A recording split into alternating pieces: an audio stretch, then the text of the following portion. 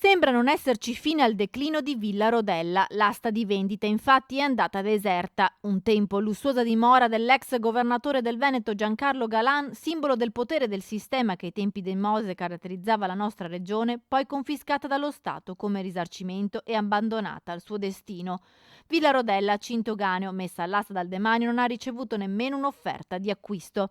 All'apertura delle buste si è scoperto che nessuno si è dimostrato interessato alla storica magione con splendida vista sui colli euganei.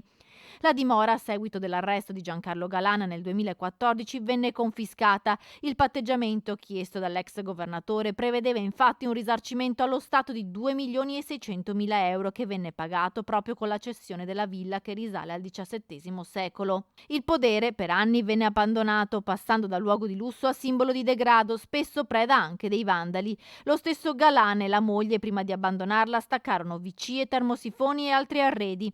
A dicembre il demanio l'aveva messa all'asta con base di partenza 2.700.000 euro, ma nessuno si è fatto avanti. Secondo quanto riporta il Corriere del Veneto, ora lo Stato valuterà l'interesse da parte di qualche ente pubblico, altrimenti sarà indetta una nuova gara con prezzo ribassato.